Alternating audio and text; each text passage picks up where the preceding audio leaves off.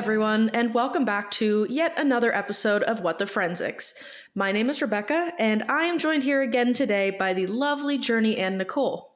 This week, Nicole will be talking to us all about George Joseph Smith and his life and crimes, and Journey will be following this by sharing a little bit about the topic of drowning with us and kind of how it occurs and what it does to the body, and how it played an instrumental role in this case. So, just before starting, I would like to note that there is a listener's discretion advised, as we do have discussions of drowning and murder in this case. But without further ado, I would love to get into our case study today. Nicole, would you care to tell us about George Joseph Smith? I would love to. George Joseph Smith was born in Bethnal Green, United Kingdom on January 11th of 1872. So we're going back a little ways for this case. At the age of 9, Smith was sent to a reformatory located in Gravesend, I guess it's called, kind of ominous, and spent time there until the age of about 16. Once he was out, Smith went to live with his mom, but he continued to cause trouble and was soon sentenced to 7 days for a small theft around 1890. And I don't know if it was like 7 days in jail, 7 days hard labor. We come to learn he gets a lot of hard labor sentences, which was like a very common thing, I guess, in the UK. And they just work them. They give them hard labor, and that's their punishment. But after this, his 7-day stint, Smith repeatedly returned to prison for various charges of both theft and larceny throughout his adolescence. And on February 7th, 1891, he was sentenced to 6 months hard labor for stealing a bicycle. And then 5 years later, in 1896, he was then sentenced to 12 months hard labor, this time for larceny, though.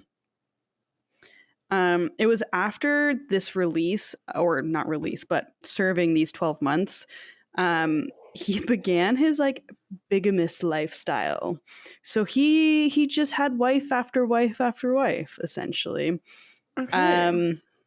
He opened up a baker shop in Leicester, which I always laugh at how Leicester is pronounced because it's not written the way that it's pronounced. I see you've written out what the actual town is, and until you just said it, I actually had no idea that wasn't pronounced Leicester or Leicester. Yeah, I ended up Googling, I spelt it out and I was like, pronunciation. And then it had the whole Google pronunciation for me. Okay. Yeah. Not at all what I was expecting, but okay. I'll go with it. I wonder if it comes from Irish or something, because they have a bunch of words like that too. Weird. Mm-hmm. So at Leicester, why also spell it like that if it's not going to even be closely pronounced like that? Anyways, he met 18-year-old Catherine Thornhill in 1898 using the pseudonym George Oliver Love. His baker's shop, not sure. Okay, we come to learn that he likes to keep at least one name of his, whether it be George, whether it be Joseph, whether it be Smith. I find in all of his pseudonyms that he has, there's always kind of something that'll tie him back to his own name. I don't know where Oliver or Love came from. Yeah. I just feel like I wouldn't trust anyone with the last name Love to begin with. Yep, I agree. Especially if they're coming at me being like, let's get married.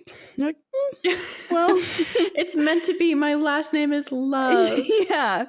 What else are you lying about? Okay. Very interesting. But yeah, so his baker shop soon went under, and when Smith went bankrupt, he ended up having his wife, Catherine, work as a maidservant and had her steal jewelry and precious metal from all of her not all of her employers, but a good portion of her employers. So she did this for a little bit. They made some cash off of it. But when she was trying to pawn off some of the stolen jewelry on behalf of Smith one day, the pawnbroker had some suspicions and ended up alerting the police. She ended up being arrested and was sentenced to a year in prison. While she was in jail, though, her husband, George Love, all of a sudden just miraculously disappeared. He was nowhere to be seen. Upon her release, Catherine managed to cross paths with Smith.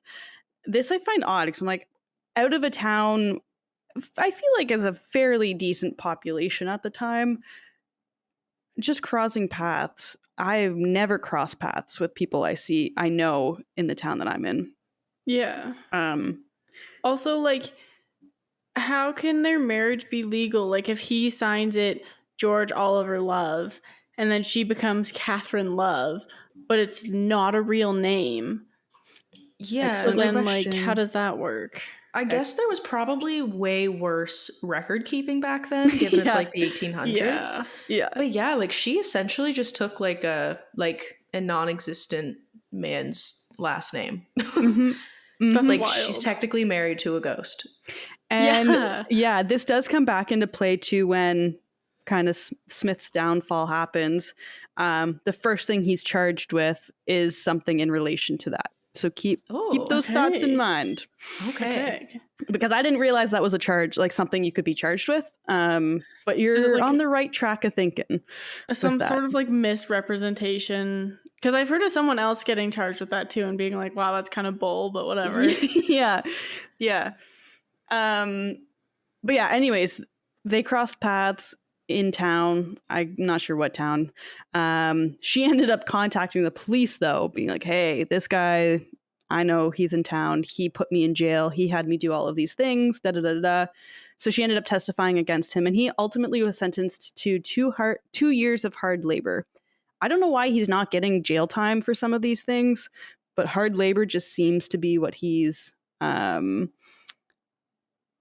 charged with, I guess. But whatever. Catherine then moved up to Canada, or over to Canada, I guess, if they're over in the UK. And they never divorced, though. So they technically were still husband and wife throughout kind of the next few years, decades of George's life, or Smith's life. If I say George, Smith, or Joseph, just know that I'm referring to this guy. They're all one and the same at this point. Yeah, fair enough. His full name is like very much a tongue twister. So yeah, George noted. Joseph Smith. George Joseph Smith. Yeah, say it 10 times fast, and then. But yeah, so then Smith went on to marry a string of women, and in 1899, he married another woman in London using a false name and disappeared once clearing out her savings. Unfortunately, the sources that I read, though, didn't really elaborate on who this woman was or really more about their marriage and what happened to her. So she's just kind of this mystery woman that he married at this point. Sometime later, though, in June of 1908, Smith married Florence Wilson. She was a wealthy widow, again using a pseudonym, and he proceeded to clear out Florence's savings and then left her a month after. And the crappy thing about this time period, though, and I had heard it in one of the videos I watched or documentaries I watched, it's like at this point in time, women just like became property of their husband. So as soon as they married, they're basically just giving over all of their assets to this man. And that's just what marriage was. So he took that upon himself and he used it to his advantage, I guess, and fucked over a lot of women, I will say. Amazing. Yeah. But his time with Florence was short-lived because in July of 1908, so seemingly kind of a month after marrying Florence, I'm not positive on the exact accuracy of that time frame, but it was very quickly after Florence. Smith then married Edith Pegler in Brighton, this time using his real name, though. So I get Edith was kind of the first woman that he married using his proper name. There's theories that like he actually did love her and, you know, there was something there between the two of them, but it was never really confirmed because throughout their marriage, he would come in and out of her life. He would disappear for months on end, supposedly, quote, traveling for business, only to return for a few weeks. And he always had like a weird amount of cash. She just had cash all of a sudden and she didn't really think anything of it. She was like, okay, my husband's back. He's working hard. He's a hardworking man. Wow. So the two of them ended up moving around England throughout their marriage. And for a time, they did run an antiques shop on Bath Road in Bristol, which is kind of ironic as we progress through this story. I also find the idea of like getting married to someone and then having your husband like go off and marry women to then rob them and then return to you with their money and being like, he's such a hard worker. He provides so well for me. He provides. He's a provider. Yeah. Literally. And it's like the worst way to provide for your wife. Yeah. And I understand she doesn't know what he's doing, but still. Was that Ulfie? No, sorry, I moved my mic and it squeaked really loud. Oh, okay. I got so it was kind of haunting. It sounded like a little meow. Okay. Nice mic. But yeah, like I get she didn't know what was going on. But I feel like I'd be fed up at that point and be like, is it really worth it? You know, for the little bit or I don't know how much cash he's coming home with, but for the amount of cash and that would depend. Like that would be the deciding factor because it's like, oh, I just get to go and live my life however I want, and every once in a while my husband comes home and makes me rich again. Like, yeah, I feel like some women would be okay with that. Yeah, and unless she's got her own little side men too that she's having fun with while he's gone, kind of thing. Exactly. But yeah, so they were married. He, on one of his excursions out, married Sarah Freeman on October 29th of 1909. So this was just a year and a bit after marrying Edith. He then used the name George Rose, and only 6 days after their wedding, he emptied out her accounts and then returned back to Edith Pegler. Wow. What a shitty guy. Wow. Yeah. That sucks for the women. Yep. And the following year, in August of 1910, now 38-year-old Smith, he marries Beatrice Bessie Mundy using the alias of Henry Williams. So not quite using one of his three names, but Henry Williams, not sure where that comes from. Mm-hmm. He had initially married her in anticipation of obtaining £2,500 that she had inherited from her father's death. And so kind of a really rough estimate in today's money. So in 2022, the inflation of £2,500 in 1910 would be about $376,000 US in 2022. And then from today's USD to CAD conversion from 2022 to 2024 roughly puts that £2,500 at $512,000 and 725. Did I say that right? Why did I struggle on that? 512,725 Canadian dollars. Wow. So like a good money. I could understand marrying her to try and get his hands on that. That's a ton of money to inherit. That is a ton of money. And don't quote me on that amount. That's just going to be a rough Google conversion estimates, but still though, it's even still higher or lower, that's still a lot of money. You're still looking at quite a bit. Yeah. But yeah, once he ended up marrying her, thinking he was going to get his hands on this money, turns out he couldn't because she had placed the funds in the hands of trustees. So like they had no access to this money whatsoever. Smart. Damn. Yeah, she was smart with her money. Yeah, you only got her so far, but yes, at the time she was very smart. Somehow he ended up convincing her to give him £150 cash, though, soon left her, and he accused her of transmitting a venereal disease to him, and this is just like an older term for an STI. Again, 18 months later after that, though, they somehow cross paths again. Bessie ended up forgiving Smith after believing his explanation or excuse of thinking it would be best to leave her after contracting the STI rather than passing it on to her. This confuses me a bit, though, because I thought through reading these sources and my understanding of it was he had said she gave him a venereal disease, so that's why he left. So I don't understand where he's coming from being like, I was protecting you because I had it. I'm like, if you already have it, what is there to protect at that point? It kind of feels like he's he forgot the story that he told her, but Yeah. he knew it involved an STI. And he's like, well, I didn't want you to get it. And she was like, thank you so much for like thinking of me. And then we're Yeah. like, no, he said he got it from you. Yeah. So I don't know if he's just like telling everyone else that story and never told Bessie anything and just decided to up and leave. And then all of a sudden she's like, oh my God, where's my husband? I don't know. Yeah. Did he actually have an STI though? Or is that just completely false? I'm going to say completely false. Nothing in my sources ever indicated otherwise. Right. Based on the man that we know him to be up to this point, I'm going to say it was false. Yeah, that's fair. Fair. Well, although Yeah. he like It's my educated had probably guess. slept with a ton of women, you know? Yeah, okay, yeah. Maybe he had it, but I will say, or had one, but I would like to say she wasn't the one that gave him Yes. an STI. Oh yeah, 100%. But yeah.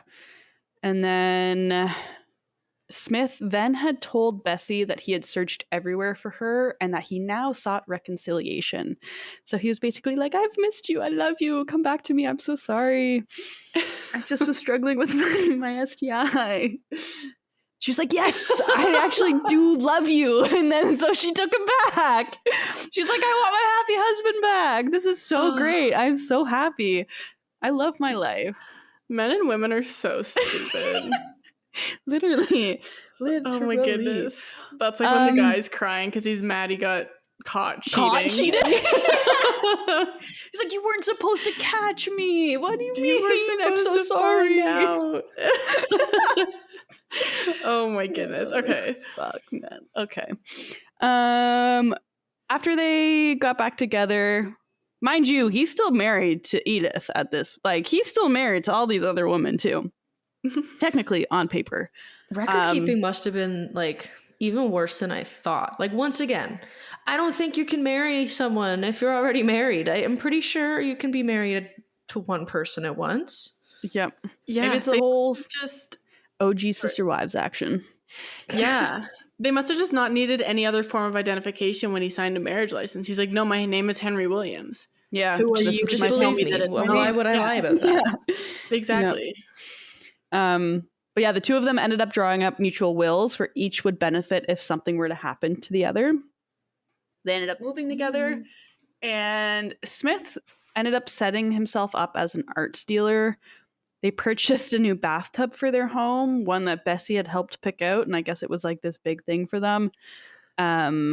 Shortly after, Smith would then take her to a local doctor, and he explained to the doctor that his wife Bessie was having these like fits occasionally. I don't know what the fits entailed. I'm assuming just like It's probably just epilepsy hysteria. in a way. Oh, honestly, yeah, just being a woman, you know. Yeah. Yeah. She bleeds once a month. I don't know what's wrong with her. Put her in an institution. Ugh. Fuck. But yeah, so less than a week after the two of them wrote up their wills, that same doctor Smith had took Bessie to received a note from Smith saying that Bessie had drowned in the bathtub. And so Smith had explained to this doctor that he had gone out to buy food and that he just happened to find her dead in the bathtub when he got back. So when the doctor arrived, Bessie was naked, laying face up in the water. And then that kind of a theory sprouted from that, that she had one of her fits while having a bath, and that's what caused her to drown, and that's what led to her death. Right. I was really curious why you were telling us about her getting a new bathtub for the house. Yep. I was like, okay, new furniture. Cool.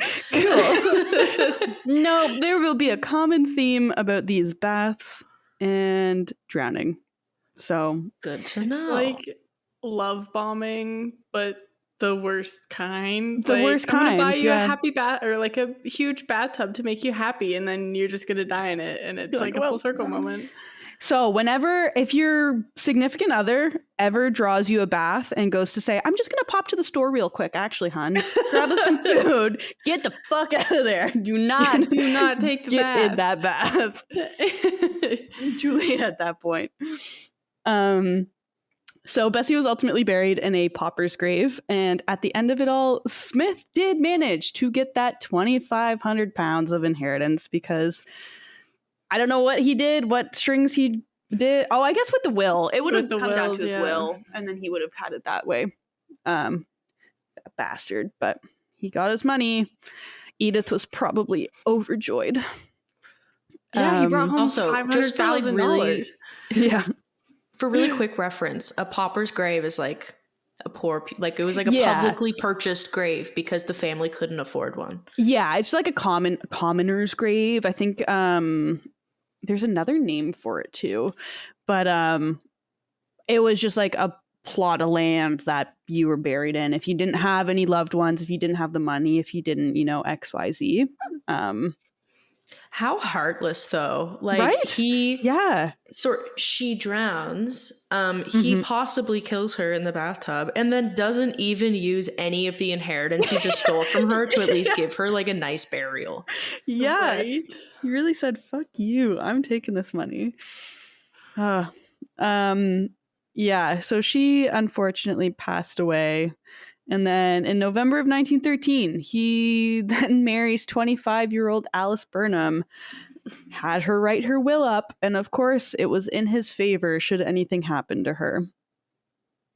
They had then traveled to Blackpool for their honeymoon, and this was a town in England, and they had stayed at a lodging run by a woman named Mrs. Crossley. Now, I'm unsure if it was in Blackpool or beforehand or what kind of the timeline is of this, but similarly to Bessie, Smith had Alice go see a doctor, and again, it was because of these health concerns and these fits that she apparently was having. I find it interesting, though, because if I was sent to a doctor for like these fits, I'd be like, I don't know what he's talking about. Like, I am healthy. Yeah. I am well. I don't know what he's going on about. But then he's probably like, she's having one of her fits right now. Like, she doesn't remember them. Like, they're so bad. She just like blacks out and has no memory of them. So like, what can we do? It's very housemaid-ish. Very housemaid-ish. Frida McFadden. Maybe this was the OG source to it all. And one morning, the following morning, I guess, Smith had let the landlady, Mrs. Crossley, aware that he was going out to visit the shop, and he left to go grab some eggs. Upon his arrival, he found Alice dead in the bathtub.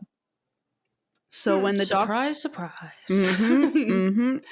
So when the doctor was called, he found nothing suspicious about Alice's death, and she, like Bessie, was also given a pauper's burial, and Smith inherited a whopping 600 pounds from her death. Wow. So do you think he killed her before he left, or did he leave, like pretend to leave, come back, kill her, and then pretend to come back? Or did he kill her upon returning? My theory is that he killed her, left to go get groceries, came back, and was like, oh my God, my wife. Right. So he had like an alibi. An alibi, yeah. Okay. And there's a couple instances of him trying to set up this alibi, and I don't know how well it really works for him. I mean, it doesn't really come up in trial, though. That's the thing. So from my understanding, so who knows? Okay. Who knows? But yeah, so he got that 600 pounds, and 2 months before Alice's death, Smith had taken out a life insurance policy on her for 500 pounds as well. And he was apparently very unmoved by Alice's death, telling Joseph Crossley, he was the landlady's husband, or like the landlord as well, helping run this lodgings. All he goes to say, when they're dead, they're dead. And that was it. Go on. He's acting like this is like they're not very beloved family pet. Yeah. I was like, well, my fish died. Sorry. Like, that's unfortunate. Literally. I feel like I gave my fish a better burial than this than he gave his wife. My goodness. On December 17th of 1914, Smith, posing as an estate agent by the name of John Lloyd, married Margaret Lofty in Bath, United Kingdom. Interesting. I just find it funny that he's like living on Bath Road for a little bit, and now he finds himself in Bath, UK. That is a super weird coincidence. Are you doing this on that's really purpose, or- unfortunate. Yeah. The two of them had traveled then to London after their wedding, where Smith had planned for them to rent a room at a boarding house. However, he had complained to the landlady about the size of the tub, and so they went to find different accommodations. I love that. His only complaint, the tub His- is yeah. not good enough. His only complaint. And I will backtrack a little bit too. When I said one morning, as in the next morning for finding Alice dead, I can't guarantee that was the next morning because it's this victim now where it was the next morning, just to amend that statement. But as they arrived at the second lodging house, apparently Smith's first question to the landlady was asking whether their room would have a bathtub or not. The next day, on December 18th, 1914, Smith had left the lodging, and upon his return, he had let the landlady know that he had gone to buy some tomatoes, and he planned to make his wife a lovely, lovely dinner with those tomatoes.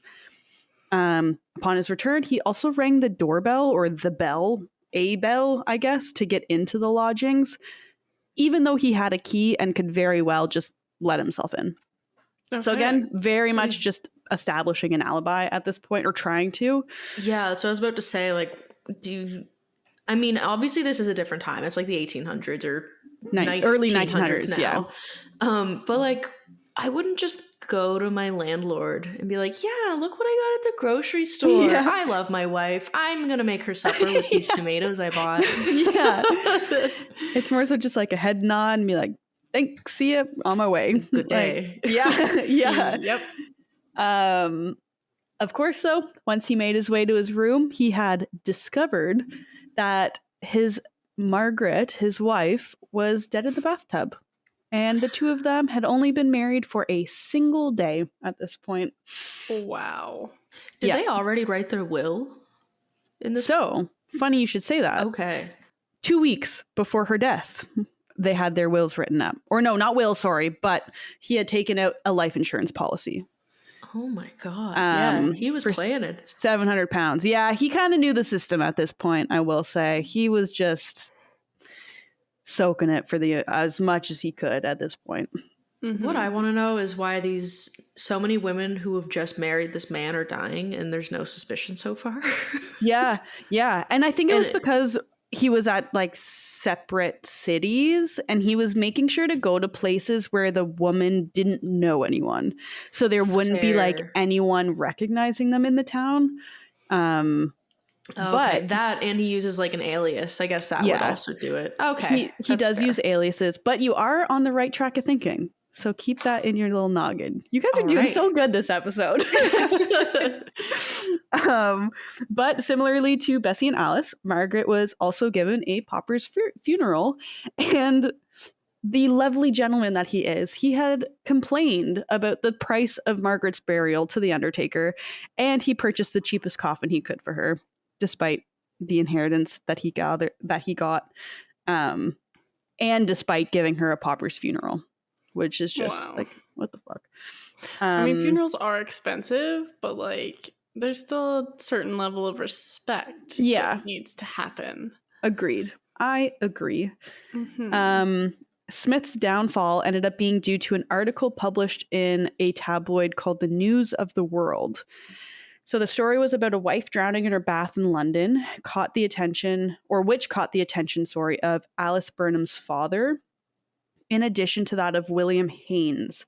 And I guess he lived close to Mrs. Crossley's boarding house, and this is where Alice was murdered. And while the husbands involved in the deaths that they had noticed in these articles, while the husbands' names were different, they did notice the circumstances were jarringly similar.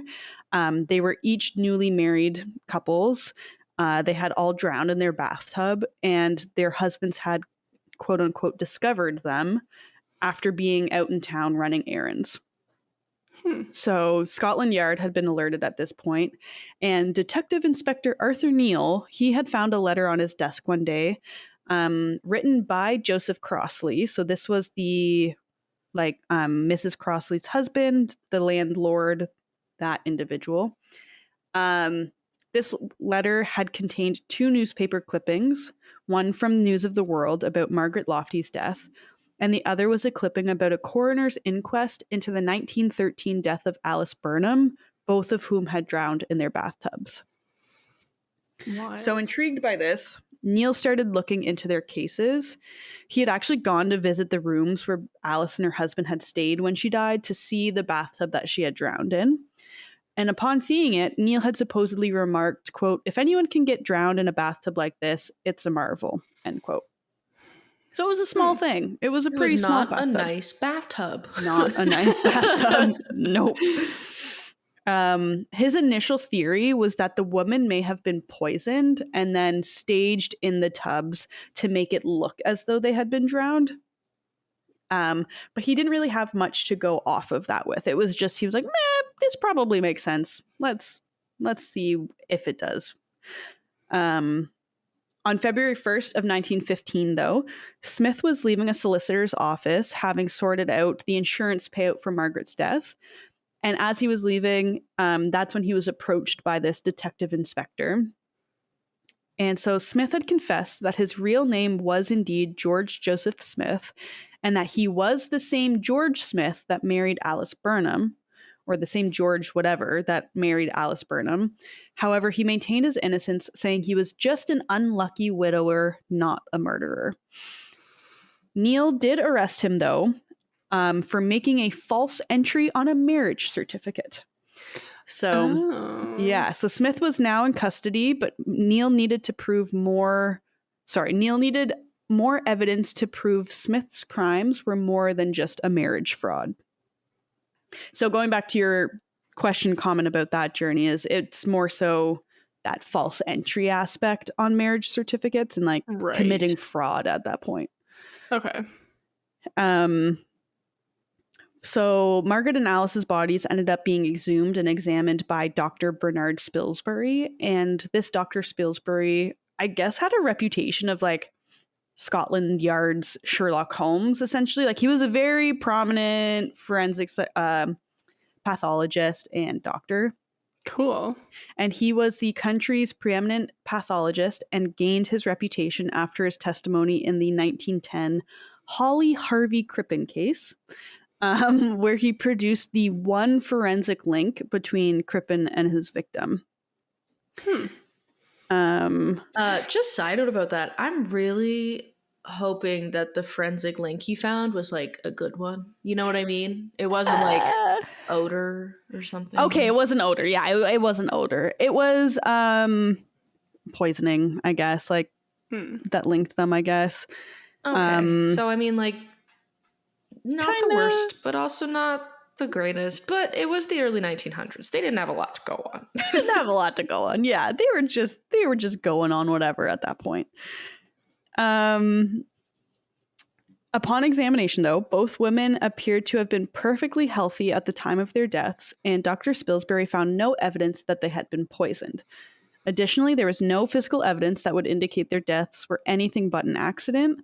However, Margaret did have superficial bruises on her left arm, but that wasn't really enough for them to think much of it.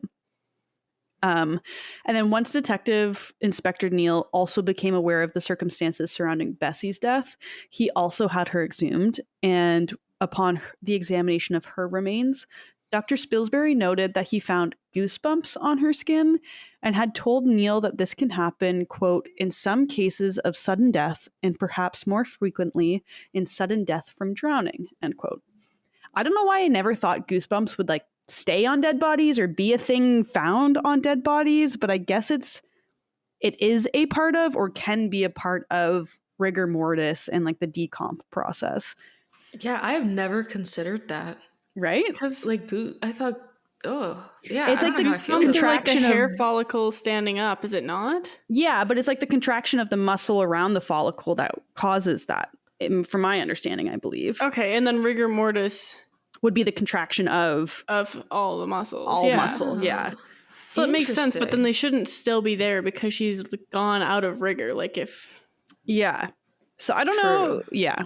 I don't know. Maybe the logistics behind that. But Weird. apparently he was like, goosebumps, drowned. That's what happened. Yeah, no shade to Dr. Spilsbury, but that's full weird. shade. Full shade. Full shade. Mr. Sherlock Holmes, I don't really believe you. Yeah. Yeah.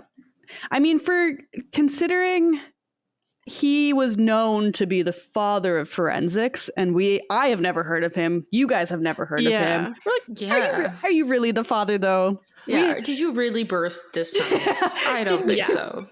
No. We would have heard you once or twice in our lessons. Yep. We know all forensics now. So come on now. Obviously. But all three bathtubs were tracked down and brought to London. I love that. Shipped him over, yeah.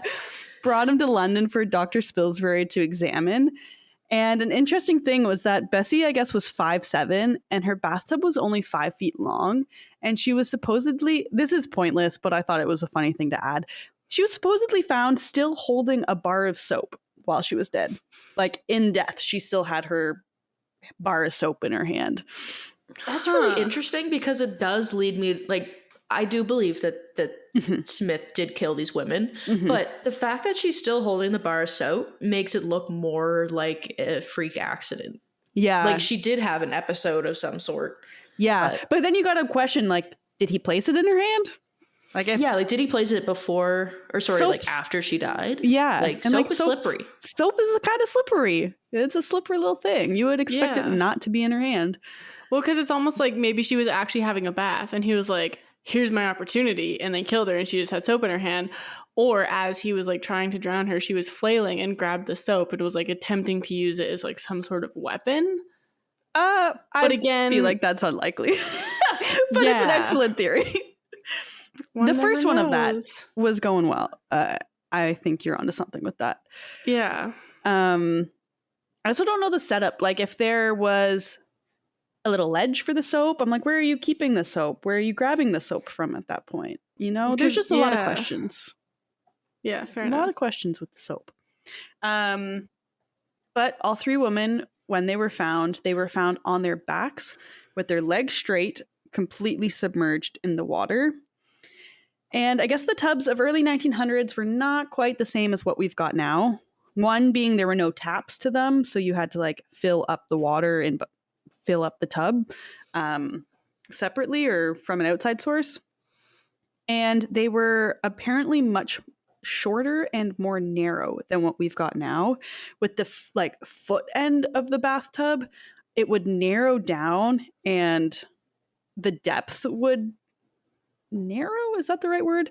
There'd be not much more than a foot of water down by your feet, essentially. So it was kind of like slanted, narrow, it's small. At the trial, apparently someone sat in one of the tubs and genuinely just got stuck in it. So they were small. Interesting. They were small. I just think it's so funny to picture the defense being like, look, let me sit in it. Look, see, it's a big bathtub. My client couldn't have done it. And then he gets stuck. And then they get stuck in it. Yep. Yeah. But yeah, so Dr. Spilsbury ended up ruling out suicide for all three women. He then came up with a theory that police felt was strong enough to charge Smith with murder. And this theory being that Smith would approach his wife or wives as they were reclined in the bathtub, kind of unassuming, not suspecting anything. He would then, from the front, I guess, grab her ankles while their guard was down. He would then quickly lift their legs up, causing them to submerge really quickly, and then the water to go up their nose and into their mouths. And then while holding his legs in the air, their heads would be completely submerged, and then they would go into shock, lose consciousness in like a matter of minutes, and then inevitably drown and die because of that. What a terrible way to go. Very terrible way to go. I've definitely had someone like pull my feet and like that in water, but I couldn't imagine like being held like that and then dying.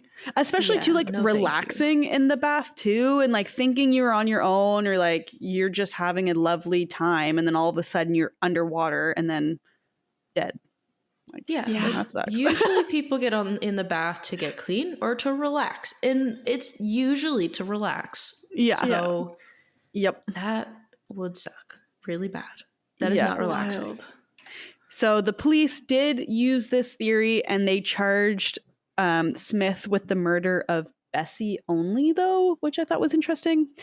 And the trial started on June 22nd of 1915. While he was rewind that. While he was being tried only for the murder of Bessie, the judge surprisingly did allow testimony, though, on both Alice and Margaret's deaths to be given, which is a big no-no. Like, you can't do that. Especially in murder cases, you can't bring in evidence from other murders that they're not being charged for. But the judge said that it would show, quote, whether he had a system of murdering, end quote. I'm like, kind of defeats the purpose if you're Yeah, it just totally charging the does. one murder. Interesting. And I guess they, like, in one of the sources too, I said it was like, well, you can only hang a man once, so why charge him with 3 murders kind of thing. To make sure one sticks, maybe. Yeah. Yeah. Like, that's an option. Like, I get it, kind of, but not really. And so the prosecution did end up relying heavily on Dr. Spilsbury testimony. He took the stand on the 6th day of the trial, and he had a decent understanding that his theory was possible, because they decided to test it out. And they had this very unorthodox experiment of proving that this may have worked, and did work, in fact. So in the courtroom, or for this trial, they brought in a tub to demonstrate this. And based on Detective Inspector Neal's memoir, Neal was the one who conducted this demonstration in court. So they brought in a female swimmer to help out with this demonstration. With it being, English courtroom in the 1950s, though, having a woman in her bathing costume, as they called it, this was hardly appropriate for the time. So they went off into a private room. The jury joined them. They brought the bath. They brought the female swimmer. They filled the bath up. She got in. And then they demonstrated this theory on her. So Neal had gone in, grabbed her legs, pulled her legs up. And then, like, lo and behold, it was so effective that she needed to be resuscitated. And so in his memoir, Neal's saying it took them like 30 minutes to try and bring this lady back to life because of how effective it was. And she knew it was coming too. Like, she anticipated this, and she knew that this was going to happen. So you would think that maybe she could, like, prepare herself for it. I don't really know. That's crazy. Right? And so Neal had said in his memoir that, like, when this woman had come to after it all, she told them that immediately after she went under the water with her legs in the air, the water she could feel rush into her mouth and up her nose, and she didn't remember anything beyond that until she awoke to see, like, all of these anxious faces being like, oh my God, are you okay? Like, we are trying to revive you situation. After this big old demonstration, though, it took the jury less than 20 minutes to find him guilty. Which, like, Yeah. okay. That's pretty convincing, like, testimony or evidence or whatever. Like, if you're doing it as an example and you have to then resuscitate the girl, like, I believe that that's how he killed them, because it just about killed this person. Just about killed her. I will say they did not conduct such experiments in the courtrooms afterwards. They kind of learned their lesson and said, maybe we should not do this. It works for this case. People were killed. Maybe we shouldn't be testing modes of murder, like actually testing them. Exactly. So yeah, he was found guilty on July 1st of 1915. He was sentenced to death for the murder of Bessie Mundy, and he was hanged on August 13 of 1915 at the age of 45. Wow. Yeah. So Smith's case ended up cementing Spilsbury's reputation as Britain's greatest pathologist and, like, being considered the father of forensics for this lovely experiment. He was knighted in 1923. But there was a Tried quote to from kill a woman. He succeeded for a little bit there. Yeah. Okay, yeah, sorry. I thought you were saying Smith, and I was like, no, this isn't Smith. Sorry, nope, Smith's Yeah, dead. no, That's- the friggin' forensic father. Yeah. He still tried to kill someone in court. Yep. But there was a quote from a source that I read, and it said, quote, his belief in his own infallibility combined with the public's worshipful trust in him made him an impossible witness to overcome in the courtroom. Testimony almost certainly helped convict some innocent men. So like as in his testimony. I think he was just a white doctor in a time that they needed forensic scientists. And he was And like, he had lots of theories, and he a had couple theories. of them happened to work. yep. Yeah. Exactly. And then little like tidbits here and there. I guess Smith ended up writing a letter to Edith Pegler days before his execution. I don't know what was in the letter. I don't think it made much sense from what I could gather. But she did testify for the prosecution at his trial, and she was questioned extensively about the baths, though, in the homes that they had, and whether Smith often changed the way he looked, or if he bathed frequently. That one I didn't really understand. I'm like, why would it matter if Smith is the one bathing? But Yeah, Well, I guess that is kind of weird. like, what's his obsession with bathtubs, right? Like, true. Yeah, I guess. that's on true. Bath Street, he kills people in Bath. In Bath. Okay, like in Yeah. the bath as well. So it's kind of like there's something there for him. Yeah. Well, maybe, I guess. Yeah. And then lastly, too, just quickly, in a statement to the police, I guess Edith had said, quote, just after Christmas 1914, we were living in apartments in Bristol. I said I was going to have a bath. He said, in that bath there, referring to the bathroom, I should advise you to be careful of those things, as it is known that women have often lost their lives through weak hearts and fainting in the bath. End quote. My girl, run. Smith said that? Just run. Yeah, Smith said that to her. Yeah, girl, run. That's Just get out of there. There's no need. No need. I want to know why he didn't kill her. Like, why didn't he kill all of his wives? Maybe they didn't have enough money for him. I don't know. Yes. Maybe they had too much of a family that would notice them. Maybe, I don't know. Yeah, because it feels weird that he goes from just like robbing them and leaving them to killing them and Yeah. robbing them. Yeah. It very much escalated 0 to 100 quite quickly. Maybe it was the fact that he couldn't get Bessie's inheritance, and that's what like sent him over the edge. He's like, actually, no, this is a challenge. And now I'm going to just kill women now. Yeah, it just became too easy. And he's like, I got to up the ante a bit. Yeah, because that's the logical step to take. Yep. But yeah, that's George Joseph Smith and his baths and his drowning. interesting. Well, I've never actually heard of this guy until our episode today. So thank you for educating us on that case. That was a weird one. You are so welcome. Yeah, I was not expecting the bathtub drowning. Yeah, no, I knew we were talking about drowning today, so that's what I assumed he did. But yeah, no, that's and like the reason for it too, like his MO. That's really interesting. Yeah, this was a weird case. Thank you so much for telling us about it. I am very intrigued. You are welcome. So because we know that Smith liked to drown his victims, we thought it would be appropriate next to kind of talk about some statistics and I guess the mechanisms of drowning, because we obviously all hear about it. Like it's just one of those things. It's a thing. It's a thing. It's one of those common things that we hear about. I don't know where I was going with that, but I am looking forward to learning more about it because I think it's like the scariest way to go. Yeah. Honestly. Yep.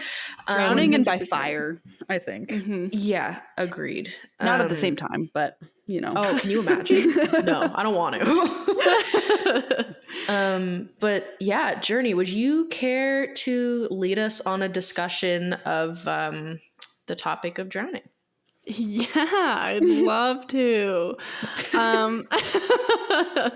So I got most of my information from the book How to Solve a Murder by Derek and Pauline Tremaine, and they are like forensic professionals in the UK, and they kind of talk about, yeah. So I didn't realize that this case happened in the UK, so all of the information, I was kind of like, okay, this does work because it is in the right area. Yeah. Yeah, they just kind of go through what life is like as forensic professionals. Cool. And I've only made it about halfway through. I was reading the drowning part while sitting on a beach in Mexico, and then I had to stop. That's really fair. Yeah, I was like, I'm getting scared. Okay, so as of 2021, when the book was written, drowning was the third leading worldwide cause of unintentional death, with an estimated of 360,000 deaths annually, which is wild. That's a lot. Yeah, that's lot. almost 1,000 a day. Mm-hmm. Wow. Yeah. Well, and I even remember like in 2020 in Alberta, so many people drowned that year. It was weird. Yeah, and I don't know if I just saw a bunch of news articles that year or if it was that more people were drowning. Getting out there and swimming and not knowing how to swim. Yeah, it was super I guess you guys don't really have currents out there. No, we just have like glacier-fed lakes, but also like some of it was like waterfall, kind of like getting sucked under. Yeah, it was wild, and I was like, okay, cool. So it does make sense that it is like a very common thing that impacts everyone. Yeah. And drowning is more commonly associated with men because they're more likely to be taking risks around water than women are, and they're also more likely to drink and swim, and most often someone who drowns is not sober. Yeah, that's fair. It's also estimated to be one of the top 5 causes of death for children between the ages of 1 and 14 years old, which also makes sense. And people who live near open water are obviously more in danger of drowning than those who do not, which is just feels like common sense. And people can drown as a result of floods as well. And apparently drowning is accounts for 75% of all flooding deaths, which I think is interesting. In the flood that we got out here in Nova Scotia, there were four lives taken in that one, which was crazy because of the mass flooding that happens. They got either caught in their cars and they couldn't get out of the cars, or they were like swept out from their cars and taken with the current. Yeah. That was crazy. A lot. Yeah, that was a wild few days. Forest fires the month before, and then fucking biblical flooding the month after. Weeks after. Nova Scotia had a rough summer. Yeah. It was a good introduction to my move out here. It was so great. Oh my god, that was like right around the same time. Well, hopefully this summer is kinder. Fingers crossed. Hopefully. Another common scenario for drowning is people capsizing in a boat due to like overfilling it, which we've kind of seen with like people who are seeking asylum and they all like climb on a boat and then they try and sail to the safe land or whatever. I remember I think it was by Greece or somewhere. There was like a huge boat full of people who ended up drowning because the boat capsized. Yeah, I think you're right. I think it was near Greece. This was the same time as the Ocean Gate thing or whatever, where that went down, or what's Titan, whatever it was called. The Titan, the Titan. For the Titan Titanic. was way after that. Was it way after? Because I remember there being a hysteria, but well, not hysteria, but like hysterics about why are we spending the resources on these rich white men when there was a whole like boat of individuals that could have been saved. Anyways. No, I remember that. Okay, Yeah. So it seems common because there's been multiple instances, even in the last 4 or 5 years, of that.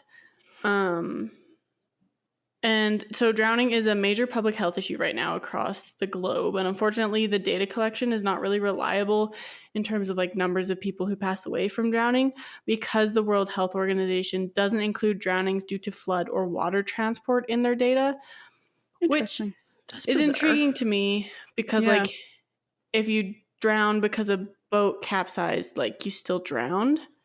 Unless they see your death as the boat capsize and not because of the water. Like, do they just create a different reason for death at that point? Yeah.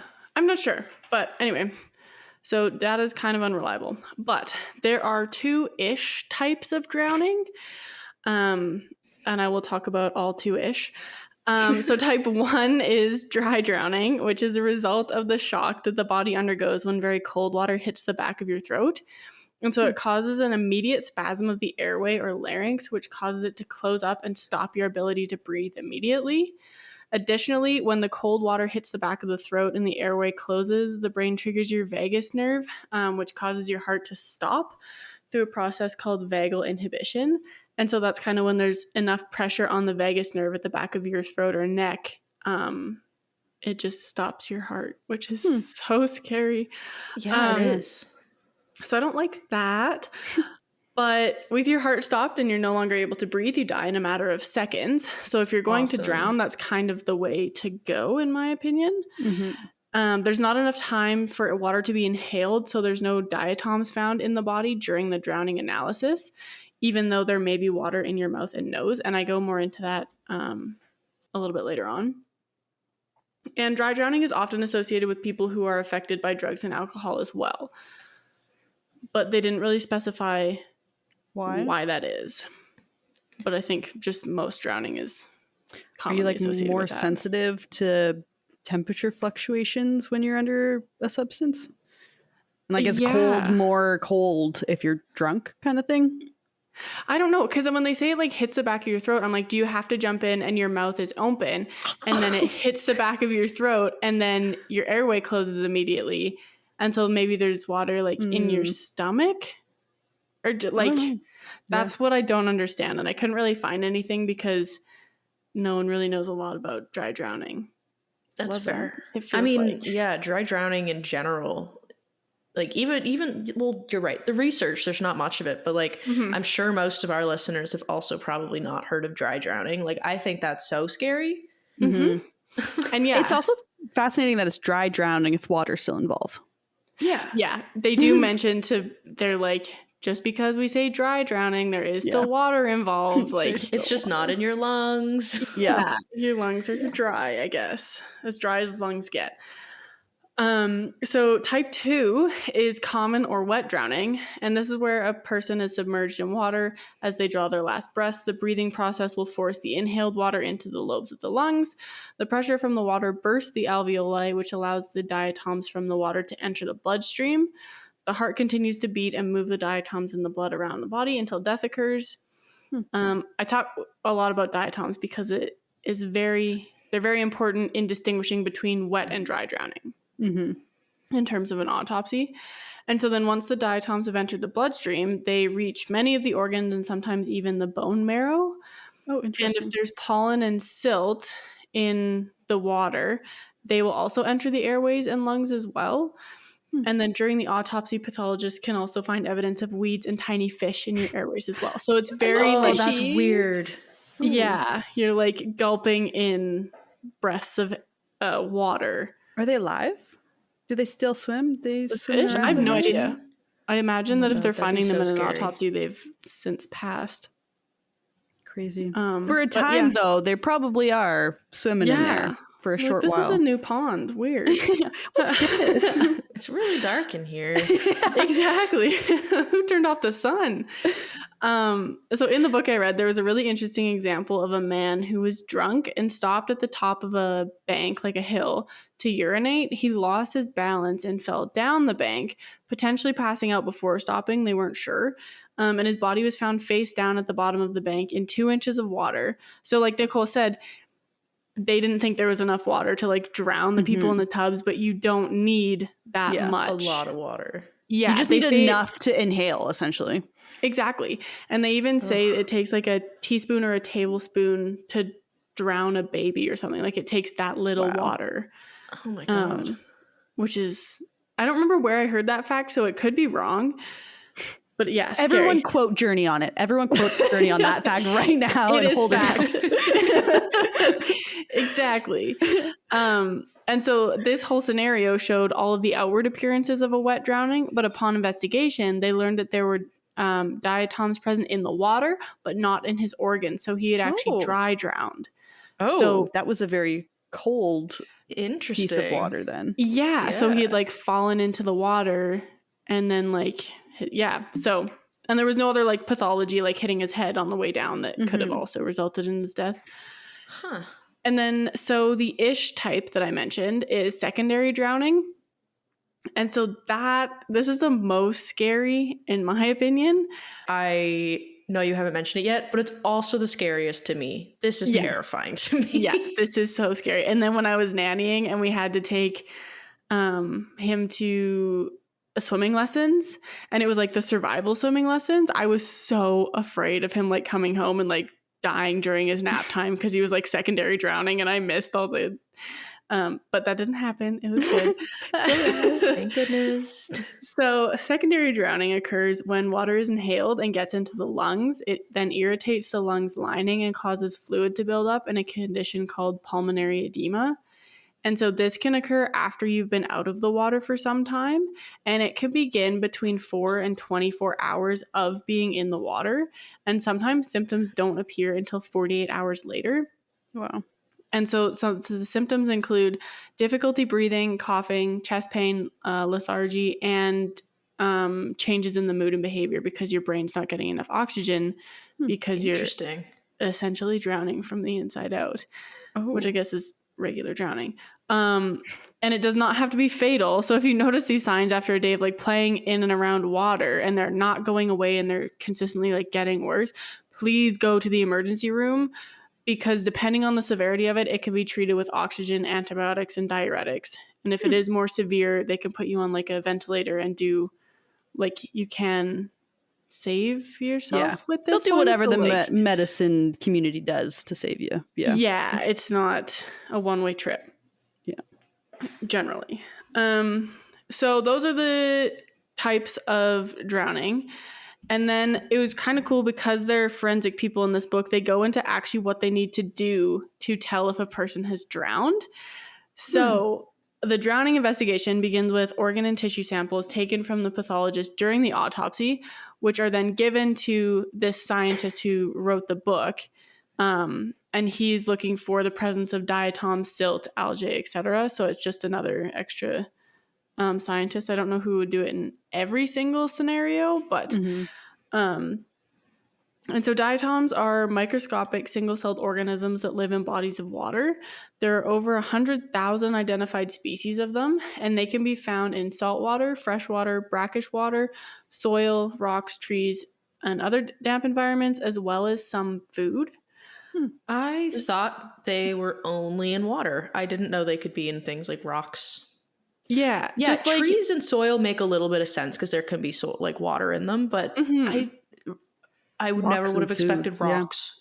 Yeah, they could be found like on rocks, kind of like in tide pools, I guess. Like there could be kind of like some sort of diatom. Gotcha.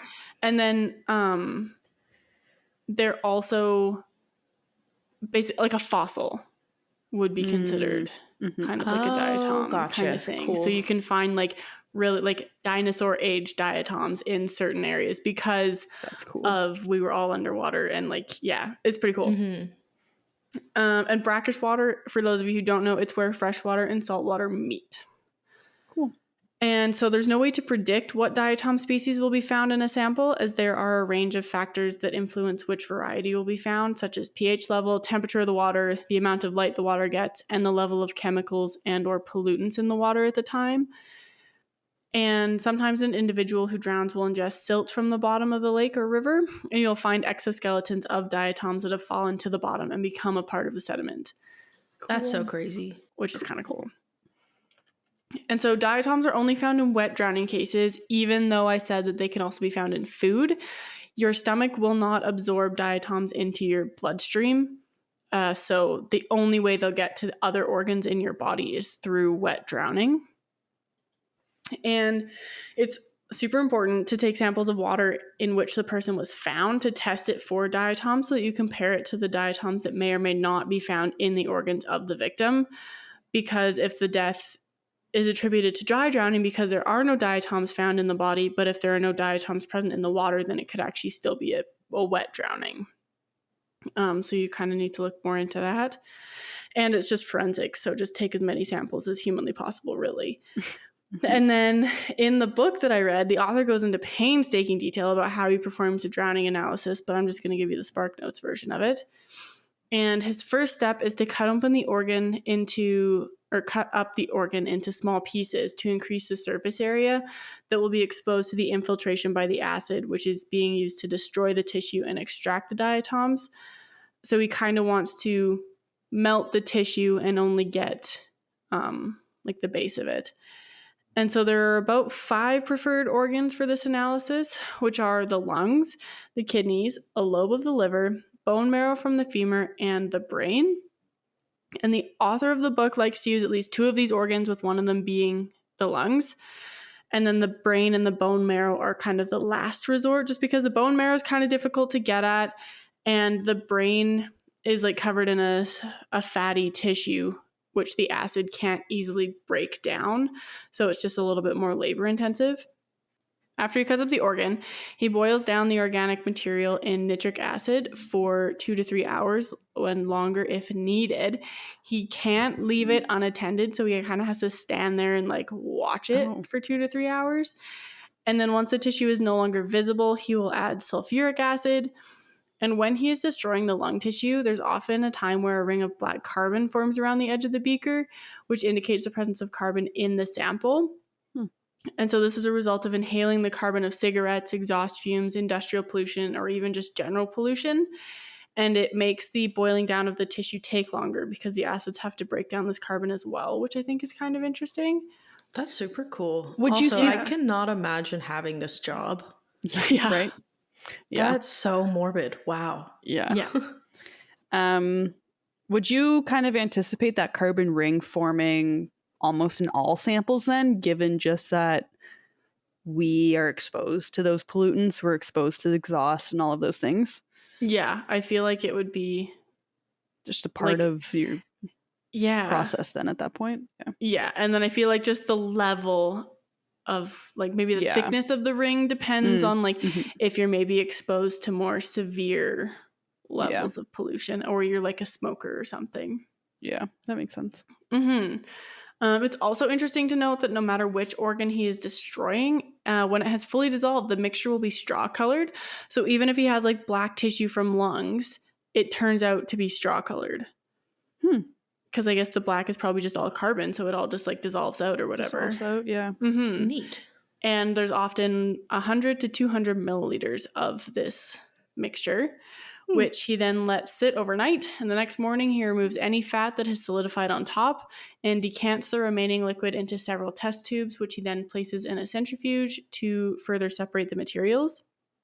Wow. He kind of stops the centrifuge every so often to wash the sample with distilled water and remove the nitric and sulfuric acid. And he does say like it has to be distilled water because tap water could have diatoms in it. And you risk cross-contamination. And the final sample now can potentially contain diatoms and maybe even silt. And it's about 10 milliliters, which he then pushes through a very fine-grade filtration paper made of acetate. And this mesh filtration paper is very important because the grid lines that are on it allow him to estimate the number of diatoms remaining. And I don't know what the number has to do with anything, but he mentioned it a few times, so it sounded important. And then once the sample had been pushed through the paper, it is then mounted onto a glass slide and dried. And then once it is dried, he'll put a couple drops of mounting fluid onto it, which then turns the paper clear, and he can see all the diatoms and then count how many there are and confirm or deny a wet drowning, which is I pretty assume cool. he would use like an observation microscope for this, or whatever they're called. Like not a... How big? Like diatoms are really small. You said they're unicellular. Yeah, so they're single-celled organisms. So would you say he uses a microscope to see those? Yeah, because he says diatoms are microscopic single-celled organisms. Oh, I missed the word microscopic. Never mind. Fair enough. They're between 20 and 200 microns in size, in diameter or length. Okay. Yeah. They're itty-bitty. Very small. Yeah. Yeah, and so the presence of diatoms in a wet drowning that has taken place outside indicates that the person was alive and their heart was pumping when they were drowned. However, if the drowning occurred in a bathtub, then they are less likely to find diatoms in the organs due to the filtration system that the tap water goes through, although it's not 100% because you still can't use it to flush out. Yeah. Yeah. If they had this technology back in 1915 with George Joseph Smith, there would be diatoms. 100%. 100%, because they didn't have Absolutely. the water filtration system that we do now. Yep. Or even in the 1980s. And so scientists are unable to prove dry drowning through the diatom analysis process. However, there are several other observational signs of drowning that work as indicators for the pathologist, such as the major air passageway being tightly closed during the autopsy. That's kind of a main giveaway. Also, in wet drownings, the lungs may be heavy and waterlogged, and there will be a foam around the mouth and nose of the victim as well from the lining of the lungs bubbling up, which is so yucky. Yeah, that's spooky. Yeah. And that's pretty much all that I had for drowning. Super fun, light topic. Yeah, of course. Well, that was super interesting. Thank you so much. I didn't know that drowning was as common as the stats make it seem, which is pretty crazy. But I mean, if you think about it, I'm not sure about you guys, but like my family does know multiple people who have drowned. Like, oh, really? Yeah. Obviously, I won't go into detail, but but yeah, like there.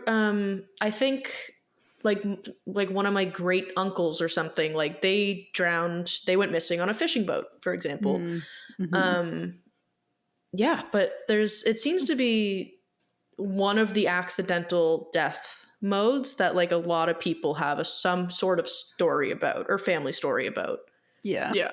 It's scary too because drowning is a situation where like even if you are a safe swimmer or even if you take the proper precautions, if something happens that catches you off guard, that panic sets in and then that's going to kind of get the ball rolling on things and make the situation a bit worse than you might have found yourself in. Like why they have lifeguards at the Olympics. Like you can still get a leg cramp. Yeah. Things can still happen even if you're an Olympian level swimmer. Yeah. Yeah. And like it happens so fast. Yeah. Yeah. Yeah. I can't even imagine. Well, thank you for telling me about the multiple ways that I can drown. I will be sure to avoid open water when I am drinking because that is super dangerous. And I now know it's even more dangerous than I thought. So that was super cool. Thank you so much, Nicole, for telling us all about Gordon Joseph Smith or George Joseph Smith. George Joseph Smith. It's one of the names. It's one of the white names. Yeah, there's lots of G's and J's in there. But thank you so much for giving us the rundown and the case history about him and his victims. And Journey, thank you for educating us on the science of drowning. That was super neat. And I did also learn stuff about diatoms, which was cool. I didn't know that they used like that was the main way of kind of identifying drowning was like through the use of diatoms. I was always just like, oh, there's water in your lungs. Okay, you drowned. See, that's exactly what I thought. I was like, oh, you got water in there. That shouldn't be there. Yeah. Nope. Well, I don't know if it's used for like every case because its main thing is to distinguish between wet or dry drowning. Wet and dry. Yeah. And I don't really understand judicial importance of distinguishing between wet and dry drowning because like if it is suspected to be foul play or whatever, what does the difference have? Like they're still dead, you know? Yeah. Fair. Yeah. I mean, this is purely speculation, but based on like how you've explained dry drowning versus wet drowning, it almost seems like it would be easier to kill someone through wet drowning. You know, like, because I don't know why. It just seems like it would be easier. Like, I think it's because of the force that's needed of the water on the back of the throat. Like, I feel like, I don't know. I don't know what I feel like. I don't know. Because it's just like, because I've heard of people like jumping into cold lakes and dry drowning essentially just because of the shock of the cold. Yeah. But I didn't really look into it. And now that I know more about dry drowning, it's like, oh, yeah, I'm probably not just going to jump into any of the glacier-fed lakes around us because that sounds really scary. I was gonna say, I've never like thought about just jumping into a cold body of water because like up at my cabin, we would jump in with like a foot of ice kind of thing. Like we'd cut out a hole and we'd see kind of how early or how late in the season we could get into the lake. And it is very much a shock to your system when you jump in and you're like struggling to breathe, your brain hurts, and like, oh, maybe I was 1 degree away from dry drowning. Who knows? Yeah. Well, and that's another thing. It's like, okay, does the pressure, like, does the water have to be in your mouth? Like if you just don't put your head under the water, then is it fine? Or like at what level does it happen? But I wasn't able to figure it out. So listeners, if you know, let us know. Exactly. Yeah. I was just about to say the same thing. Let us know if you are educated in drowning, please. Yeah, but with all that said, Journey, it looks like you might have a forensic corner for us today. Yeah, it's kind of unorganized.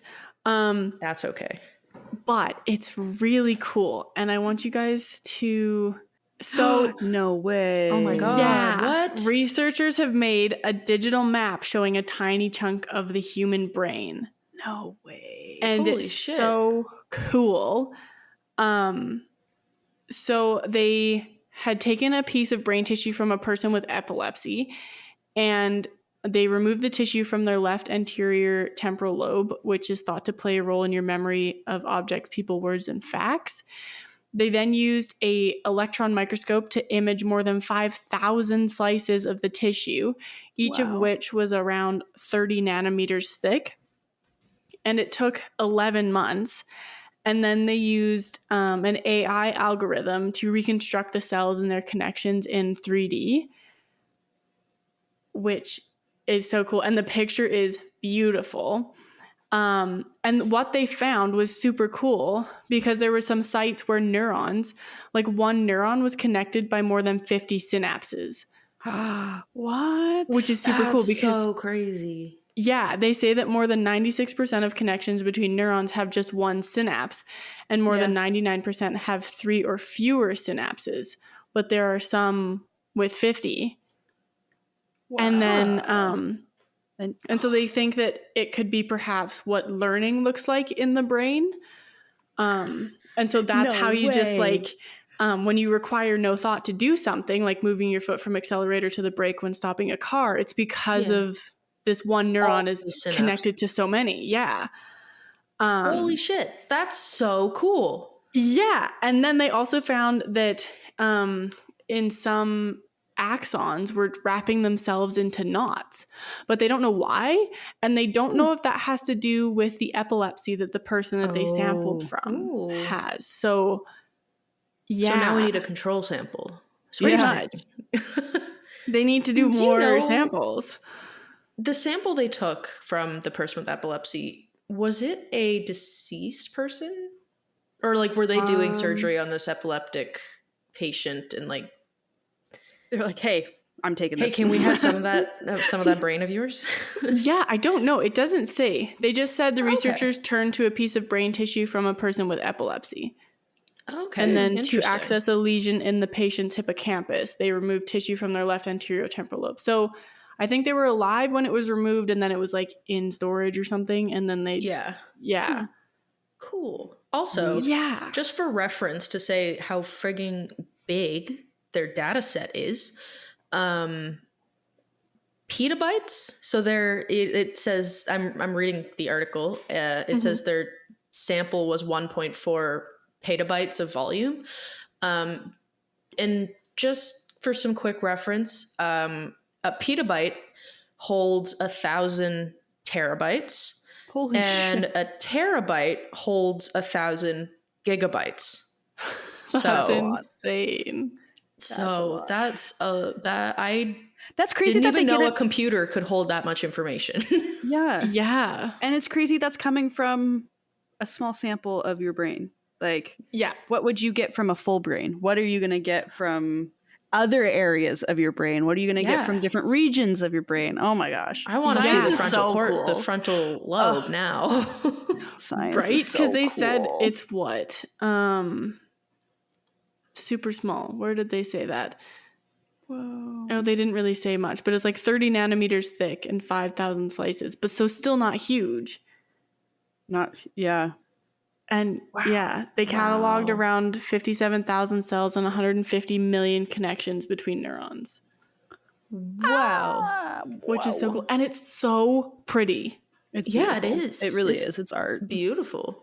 It's weird to think that, like, this is going to make me spiral a bit, but, like, that makes up who you are as a person. Yeah. Yeah. Like, that's all we are. Mm-hmm. Is pretty. I mean, they're probably not all these fun colors under them. Like, it's probably just because of the type of microscope, but we're just made up of all these little squiggles and lines. Yeah. Like millions of It squiggles looks like a and feather lines. almost. Yeah. It does. Yeah. So craziness. Science That's and so technology in the whatever century we're in now, it's wild. Holy smokes. Technological 21st advancement. century. Isn't that what we're in now or something? Something. I don't even Whoa. know. I clicked the link. Or, oh, no, we're not in the information era. I'm trying to think through all the eras of that you play through on Civ 6. Oh, yeah. And I'm trying to think of what comes, like, after or, like, before the future era. Yeah. I don't know. But I don't know. It's that's just so cool. Yeah, that I can't believe that humans can do this. Right? I can't believe fact- that someone has done this. That is amazing. It's such a mind fuck too, because it's that we're learning about is what's allowing us to learn about it. You know what I mean? Like, it's just like, I don't know. I don't know if that I makes know sense, exactly what but- you mean, and I'm gonna save my microphone and not get too excited because I do get louder the more excited I get. yeah. Holy shit! Oh, and you can so see the cool, myelin though. sheaths too. Oh my gosh. Okay. Yeah. We need you to can stop this see now. We need to stop. so much. And it's cool because now we've done it, right? Yeah. So it's Yeah, now we only can do going it to get again. cooler. Yeah. Oh my god. Which is, I want to Bill Nye like, was right. you can do my Science brain. You rules. can have little pieces. Yeah. Like, you Take obviously mine. don't need do you want a piece of my much. brain? That's fine. I probably don't need it. I volunteer. Yeah, literally. We'll just mail them a couple samples. Yeah.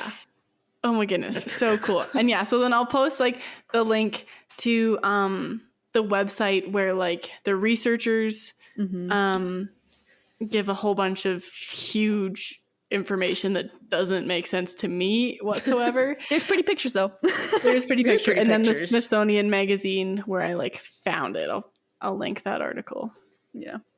as Crazy. well. Thank you so much So for cool. expanding my brain a little bit today. I'm so In glad you guys multiple ways. liked it. We've learned some Always. crime, we've learned some science, and we've all had our minds blown by new pictures of brains. Yep. Yes. Yeah, thank you guys so much. I have really enjoyed this episode. I'm really hoping our listeners have enjoyed it as well. If people would like to find us on social media to learn more about the podcast or see where we're posting these source images and stuff that we're talking about, you can follow us on Instagram, YouTube, or Facebook at What the Forensics. We also have a TikTok that we've been updating now. Journey's been making some super cool, super awesome videos of just some funny moments or interesting moments in each of our episodes. So go give us some love on TikTok. That'd be super cool.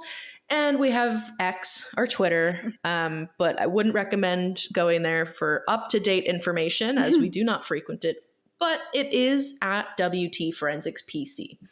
Finally, if you want to learn more about us, your hosts, find our sources, our images, the recommendations that we make, such as the book Journey was telling us about, or if you want to contact us, you can head on over to our website at whattheforensics.ca.